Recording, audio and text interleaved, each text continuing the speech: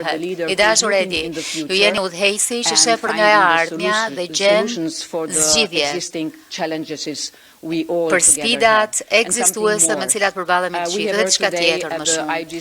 Sot dëgjuam në konferencën ndërqeveritare që harmonizimi i Shqipërisë me politikën e jashtme e sigurisë bashkimit evropian është 100%.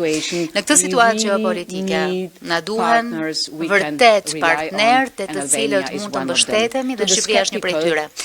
Për ata që janë skeptik, nëse do të kishim rezultate që 100% e qytetarëve shqiptar janë në favor të antarësimit bashkimit evropian, atëherë do të isha skeptike se do të ishte njësoj si kohrat komuniste më parë. Është mirë të kesh njerëz që janë skeptik apo që bëjnë pyetje. Dhe natyrisht që kemi edhe shumë kohë gjatë fushatës tonë komunikimit që flasim me ata njerëz e po kështu edhe me qytetarët në Bashkimin Evropian. Kështu që do ta mbyll me këtë. Shqipëria vazhdo kështu. Ne po përgatisim një shtëpi për ju.